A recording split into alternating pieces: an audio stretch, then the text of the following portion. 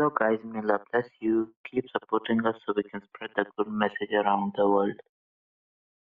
اب عذاب قبر جو ہے، قبر کے اندر جو انسان کا عذاب ہے تو وہ بھی عالم برزخ کا عذاب ہے۔ میرے رسول کریم صلی اللہ تعالی علیہ وسلم نے نا کچھ چیزوں سے پناہ مانگی ہے۔ خود حضور نے، رسول کریم علیہ السلام نے پناہ مانگی۔ حضور فرمانے لگے، اے اللہ مجھے کنجوسی سے، بخیلی سے پناہ عطا فرما۔ اور حضور نے باقاعدہ پناہ مانگی ہے کہ اے اللہ مجھے ارذل العمر ہونے سے پناہ میں رکھ، جب عمر اتنی زیادہ ہو جائے کہ وجود کے حصے کام کرنا چھوڑ جائے، اس سے پناہ مانگی۔ اور خود میرے نبی پاک علیہ السلام نے قبر کے عذاب سے پناہ مانگی۔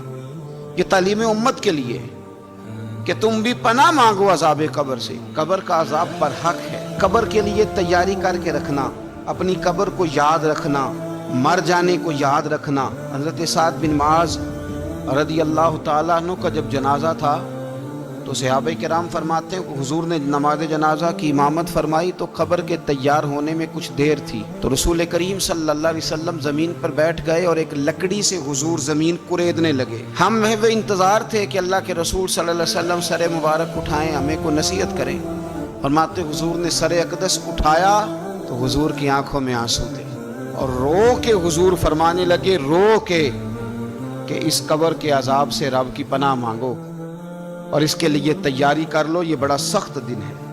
رو کے حضور نے فرمایا، رو کے۔ آج تو لوگ مذاق بناتے ہیں، کچھ فقیر صوفی درویش کہلانے والے بھی، وہ کہتے ہیں یہ جو مولوی بتا رہا ہے نا قبر میں بچھو ہوں گے، سانپ ہوں گے، یہ تو مولوی اپنی قبر بتا رہا ہے، ہمارا اس سے کیا لینا دینا ہے۔ خدا سے ڈریں۔ وہ چیزیں جو احادیث مبارکہ میں آ گئیں، جس سے نبی پاک نے ہمیں ڈرایا، ہمیں سمجھایا، آپ اس تنبیہ کو، اس نصیحت کو آپ اس رنگ میں لیں گے کہ مذاق بنایا جائے گا دین کا، بجائے اس کے کہ اس سے ڈرا جائے۔ حضرت سیدنا براء بن عازب رضی اللہ تعالیٰ عنہ ارشاد فرماتے ہیں کہ میں نے نبی پاک صلی اللہ تعالیٰ علیہ وآلہ وسلم سے خود اس بات کو سنا ہے۔ خود رسول کریم صلی اللہ علیہ وسلم نے فرمایا۔ حضرت زید بن ثابت رضی اللہ تعالیٰ عنہ بھی اس بات کے راوی ہیں، فرماتے ہم جا رہے تھے تو 5-6 قبریں تھیں، تو حضور نے فرمایا کن کی قبریں؟ ہم نے عرض کی یا رسول اللہ صلی اللہ علیہ وسلم یہ کافروں کی قبریں، یہ صحیح مسلم میں حدیث موجود ہے، کفار کی قبریں۔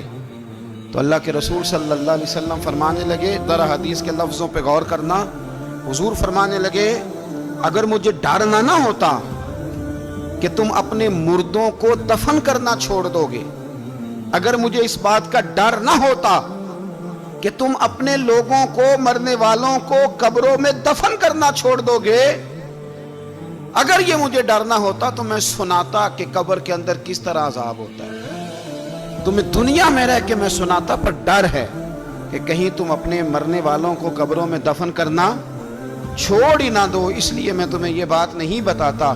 اور میرے رسول کریم صلی اللہ تعالی علیہ وآلہ وسلم نے پھر ارشاد فرمایا، اپنے غلاموں کی طرف نظر فرمائی، یہ بات کہہ کے کہ اگر مجھے ڈر نہ ہوتا کہ تم دفن کرنا چھوڑ دو گے تو تمہیں میں سنا دیتا کہ قبر میں کیا عذاب ہوتا ہے۔ پھر حضور نے صحابہ سے فرمایا چلو بھائی دوزخ کے عذاب سے اللہ کی پناہ مانگو۔ تو سب کہنے لگے ہم دوزخ کے عذاب سے اللہ کی، صحابہ نے کہا ہم دوزخ کے عذاب سے اللہ کی پناہ مانگتے ہیں۔ پھر نبی پاک صلی اللہ تعالی علیہ وسلم نے ارشاد فرمایا تم سب کہو کہ ہم قبر کے عذاب سے اللہ کی پناہ مانگتے ہیں۔ تو صحابہ نے کہا ہم قبر کے عذاب سے اللہ کی پناہ مانگتے ہیں۔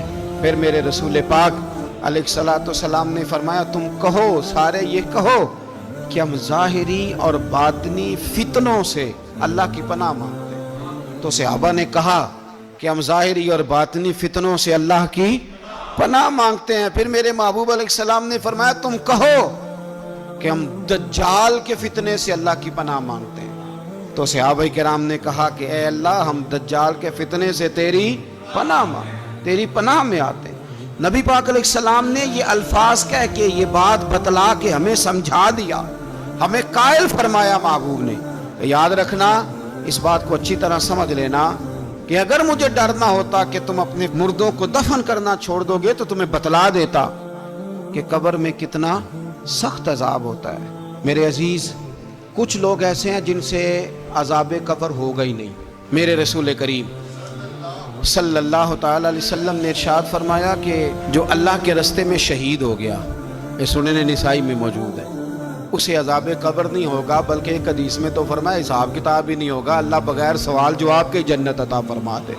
کچھ لوگوں کو لوگوں کی بخشش پہ بھی مسئلہ ہی بنتا ہے کہ کوئی بخشا نہ جائے۔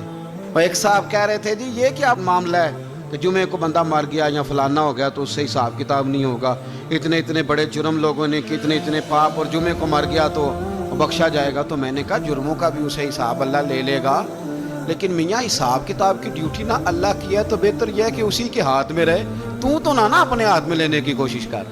سنن ترمذی کی حدیث۔ ہمیں پتہ نہیں کیا مصیبت ہے، ہمیں پتہ نہیں کیا مسئلہ ہے۔ ایک جنازے سے میں نکلا، آپ یقین کریں کبھی کبھی کلیجہ پھٹ جاتا ہے۔ میں ایک جنازے سے نکلا تو میرے ساتھ ایک بندہ جنازہ پڑھ کے نکلا تو کہنے لگا جی پیر صاحب دیکھیں آج کتنی دنیا آئی ہے، حالانکہ یہ بندہ اس طرح کا تھا، اس طرح کا تھا، اس طرح کا تھا۔ میں نے اسے کہا یار تجھے تو فکر ہی لگ گئی ہے کہیں جنت میں چلا ہی نہ جائے، تو اس طرح کرنا جنت کے دروازے کے سامنے کھڑے ہو جانا ڈنڈا لے کے کہ میں نے نہیں جانے دینا۔ شرم آنی چاہیے ہمیں۔ اللہ فرماتے ہیں جنت اتنی چوڑی ہے جتنے زمین و آسمان، اس کی چوڑائی زمین اور آسمان کے برابر ہے، تو ہم تو اپنے علاوہ کسی کو جانے نہیں دینا چاہتے جنت میں۔ اور بس کریں، جنت خدا کا فضل ہے، اور اللہ فرماتے ہیں میرا فضل میں جسے چاہتا ہوں عطا کرتا ہوں۔ یہ سنن ترمذی کی حدیث، اور اس کے راوی حضرت عبداللہ ابن عمر رضی اللہ تعالیٰ عنہ، نبی پاک علیہ السلام نے فرمایا جو مسلمان جمعے کے دن یا جمعے کی رات کو فوت ہو اس کو اللہ تعالیٰ قبر کی آزمائش سے محفوظ رکھتا ہے۔ جو جمعے کی رات فوت ہو جائے یا جمعے والے، یعنی جمعے رات اور جمعے کی درمیانی رات چلا جائے یا جمعے والے، تو اللہ اسے عذاب قبر سے، تو میرے عزیز جو بندہ شہید ہو اس سے عذاب قبر نہیں ہوتا، جو آدمی جمعے کے دن یا جمعے کی رات چلا جائے اسے بھی عذاب قبر نہیں ہوتا۔ اور میرے رسول کریم صلی اللہ تعالیٰ علیہ وسلم نے فرمایا جو بندہ ایک دن اور ایک رات، یہ حدیث صحیح مسلم میں، سنن ترمذی میں، مصنف عبد الرزاق میں موجود ہے، ایک دن اور ایک رات اللہ کی رضا کے لیے اسلامی سرحد پہ پہرا دے۔ میں اور آپ سوئے ہوئے ہیں، لیکن وہ لوگ جو فوجی بارڈروں پہ کھڑے ہیں، دیکھو مدینے والے محبوب کس کس پہ کرم فرماتے ہیں۔ ساری عمر نہیں، 24-25 سال کی سروس نہیں، فرمایا ایک دن اور ایک رات اللہ کی رضا کے لیے جو اسلامی سرحد پر پہرا دے، مسلمانوں کو کافروں سے بچائے، رب اسے عذاب قبر نہیں دے گا، اسے اللہ تعالیٰ اپنے فضل سے معاف فرما دے گا۔ ایک رات اور ایک، آپ کیا سمجھتے ہیں کہ ان فوجیوں کی کوئی چھوٹی شان ہے؟ ان کا کوئی چھوٹا مرتبہ ہے؟ ایک دن اور ایک رات اگر یہ پہرا دیں تو اللہ انہیں اتنا انعام عطا کرتا ہے۔ اسی طرح سن لو، یہ ذرا غور سے سننا، ابن ماجہ کی حدیث، اور اس کے علاوہ مسند ابو یعلا میں موجود حدیث کے راوی حضرت ابو ہریرہ رضی اللہ تعالی عنہ، حضور صلی اللہ تعالی علیہ وسلم نے فرمایا جو شخص بیماری سے فوت ہوا، قربان جاؤں میرے محبوب نے بیماری کا نام ہی نہیں لیا، فرمایا کوئی بھی بیماری ہو، فرمایا جو آدمی بیماری سے فوت ہوا اللہ اسے شہادت کی موت عطا فرمائے گا، اور وہ عذاب قبر سے اور قبر کے امتحان سے بھی محفوظ رہے گا، اور حضور فرماتے ہیں اس کو صبح اور شام جنت کے باغوں میں سے رزق دیا جائے گا۔ جو کسی بھی بیماری سے مرا، یہ لوگ بیماری سے مر رہے ہیں تو لوگوں نے اچھوت سمجھ رہے ہیں، اچھوت، یہ اچھوت نہیں ہے، اس لیے کہ لوارث نہیں، یہ خدا رسول کے ماننے والے ہیں، تم انہیں اچھوت کہہ رہے ہو، اور مدینے والے رسول انہیں شہید فرما رہے ہیں۔ حضور نے فرمایا جو بیماری سے مرے شہید ہے، وہ قبر کے عذاب سے محفوظ رہے گا اور جنت کے باغوں میں سے اللہ رزق دے گا۔ لوگ کہتے ہیں دیکھو جی بڑا تانگ ہو کے دنیا سے گیا ہے، تو اس بندے کو بھی عذاب قبر نہیں ہوتا۔ اسی طرح جو بندہ سورہ ملک پڑھتا ہے، سنن ترمذی میں حضرت ابن عباس سے روایت ہے کہ حضور صلی اللہ علیہ وسلم کے ایک صحابی نے ایک جگہ خیمہ لگایا تو وہاں سورہ ملک پڑھنے کی آواز آتی، کوئی بندہ پڑھنے والا نظر نہیں آتا تھا۔ جب حضور کی بارگاہ میں عرض کیا تو فرمایا وہاں قبر تھی اور قبر کے اندر بیٹھ کے میرا صحابی سورہ ملک کی تلاوت کر رہا تھا۔ اگر ہمیں خسرہ نمبر یاد ہو جاتا ہے نا اپنی جگہ کا، اور ہمیں پتہ ہوتا ہے کہ میرے والا حصہ کتنے کروڑ کا ہے، اگر ساری کہانیاں ہمیں یاد ہوتی ہیں تو سورہ ملک بھی ہمیں یاد ہو سکتی ہے۔ موبائل پہ اس کو ریکارڈ کر لیں، پھر اس کو سنیں کبھی بھی سورہ ملک میں۔ اور ہمارے سلسلہ عالیہ میں تو سورہ ملک وظیفہ ہے، ہمارے الوظیفۃ الکریمہ میں اعلیٰ حضرت نے لکھا ہے کہ رات کو سورہ ملک اور سورہ یاسین کے بغیر سونا نہیں، سورہ ملک اتنی شاندار صورت ہے کہ نبی پاک صلی اللہ علیہ وسلم نے فرمایا یہ قیامت کے دن اللہ کی بارگاہ میں ناز سے جھگڑا کرے گی اور کہے گی اے اللہ یا تو میرے پڑھنے والے کو جنت عطا فرما یا مجھے قرآن پاک سے علیحدہ کر دے۔ میرے رسول کریم علیہ السلام نے مومن کی قبر کا حال بھی بتایا۔ سنن ترمذی میں، صحیح ابن حبان میں حضرت ابو ہریرہ رضی اللہ تعالیٰ عنہ بیان کرتے ہیں کہ حضور صلی اللہ علیہ وسلم نے فرمایا جب میت کو قبر میں رکھا جاتا ہے تو اس کے پاس سیاہ رنگ والے اور نیلی آنکھوں والے 2 فرشتے آتے ہیں اور اس کو اٹھا کے بٹھاتے ہیں۔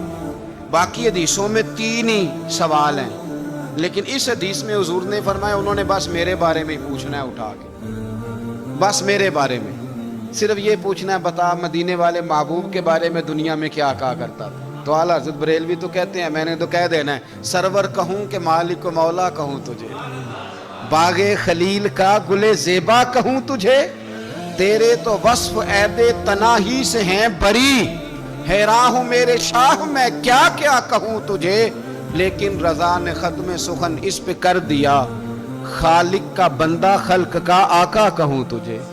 اور پیر میر علی شاہ صاحب کہتے ہیں میں نے وہاں یہ کہنا ہے کہ مکھ چند بدر شاہ شانی ہے تے متھ چمک دی لاٹ نورانی ہے، کالی زلف تے اکھ مستانی ہے، مخمور اکھی ہیں مد بریاں، سبحان اللہ ما اجمالا کا ما اکمالا کا ما احسنا کا تے کتھے میرے علی کتھے تیری ثنا، مشتاق اکھیں کتھے جاڑی۔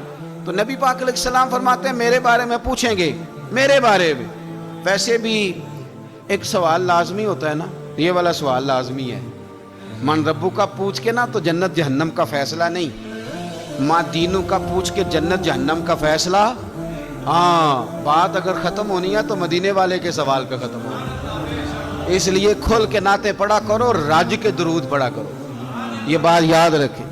یہ فیصلہ حضور کی ذات پہ ختم ہونا ہے۔ وہ شکایتیں کرتے ہیں نا لوگ آ کے، تو ایک بچی کو ہمارے ہاں داخل کرانے کے لیے ایک صاحب لے کے آئے تو کہنے لگے بڑا عرصہ اسے فلانے مدرسے میں داخل کرایا، سوائے نعتوں کے کچھ بھی نہیں سیکھا اس نے۔ تو میں انہوں آکھیا چاچا جی جڑی اصل کام سی وہ تو سیکھ گئی ہے نا تہاڈی بچی، قرآن و سنت بھی حضور کی نعت ہی ہے، لیکن آپ کو پتہ ہے کہ بات ختم مدینے والے کی نعت پہ ہی ہوتی ہے، حضور کا پیار اصل ہے۔ تو حضور فرماتے ہیں میرے بارے میں پوچھا جائے گا، وہ کہے گا کہ ان کے بارے میں کیا پوچھتے ہو، اشہد ان لا الہ الا اللہ واشہد ان محمدن عبدہ ورسولہ۔ تو فرماتے ہیں پھر اسے نا ایک طرف کھڑکی کھولی جائے گی تو جہنم کا دروازہ دکھایا جائے گا اور اسے کہا جائے گا اگر تو سوالوں کے صحیح جواب نہ دیتا تو دوزخ میں جاتا، لیکن اب تو نے صحیح جواب دیے ہیں۔ تو حضور فرماتے ہیں اس کی قبر 70 گز چوڑی اور 70 گز لمبی کر دی جائے گی۔ مسجد میں اے سی والے حال میں جگہ مل جائے تو بندہ بڑا سکھی رہتا ہے، اور صبح جائے بینک اور پہلی لائن میں موقع مل جائے تو بندہ بڑا سکھی رہتا ہے کہ میرا جاتے ہی کام ہو گیا۔ او خدا کے بندے، قبر بندے کی قبر، مکان اچھی سوسائٹی میں اچھا خستہ اور سستا مل جائے تو بندہ کہتا ہے کہ سودا بڑا بھارے دا لب گیا، بھائی بڑا کمال ہو گیا، مزہ نہیں آ گیا۔ قبر 70 گز لمبی اور 70 گز چوڑی، اور یہ ترمذی شریف پڑھ رہا ہوں، بڑی مزیدار حدیث۔ نبی پاک صلی اللہ علیہ وسلم فرمانے لگے پھر اس کی قبر کو نور سے بھر دیا جائے گا۔ حضور کو پہچان گیا نا، قبر نور سے بھر دی گئی اور جب 70 گز لمبی کر دی گئی تو بڑے پیارے لفظ ہیں حدیث کے۔ حضور فرماتے ہیں وہ بندہ پھر فرشتوں سے ایک بات کہے گا، عربی میں بھی ہے اردو میں بھی ہے، وہ میرا دل کرتا ہے پنجابی میں بتاؤں۔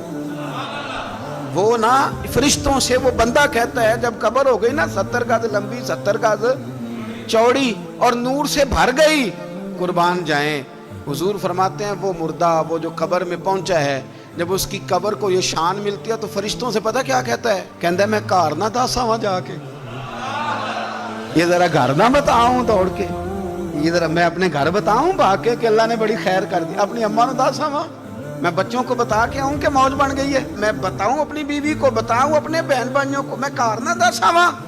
قربان جائیں میرے رسول کریم فرماتے ہیں فرشتے اس سے کہتے ہیں نہیں تو کسی کو نہ بتا، نم کا نومت العروس، تو اس طرح سو جا جس طرح پہلی رات کی دلہن سویا کرتی، وہ بڑے چاؤں میں سوتی ہے، وہ بڑے پریم میں سوتی ہے، نئی زندگی کا آغاز ہوتا ہے تو سوتی ہے، اور فرشتے کہتے ہیں اب تجھے وہی آ کے جگائے گا جو تیرے اہل میں تجھے سب سے زیادہ محبوب ہوگا، جو تجھے سب سے زیادہ محبوب ہوگا. میرا تو ایمان ہے کہ ہمیں تو قبر سے آ کے جگائیں گے بھی مدینے والے رسول. کہیں گے آؤ غلاموں چلیں، آؤ غلاموں. اور وہ کشمیر کے رومی وقت نے میاں صاحب نے کہا تھا بعد مرن دے قبر میری تے میرے اپیرا جے کر پامے پھیرا. آپ حسن دیکھیں کلام کا اور انداز دیکھیں. بعد مرن دے قبر میری تے میرے اپیرا جے کر پامے پھیرا. تے قبر دے وچوں ہڈیاں اٹھ کے مجرا کر سن تیرا. تو ایک دفعہ آ تو صحیح، میں لوگوں کو وجد کر کے دکھاؤں گا. دیکھو نا وہ آ جائے، وہ آئے ہیں میرے مزار پہ. آج دیکھو ذرا رنگ تو دیکھو کس طرح نرالا اور انوکھا ہو گیا. وہ خود آئے ہیں. مومن کی قبر جنت کا باغ بنے گی، اسے نوازا جائے گا، اسے دیا جائے گا، اسے عطا کیا جائے گا. That's all for today.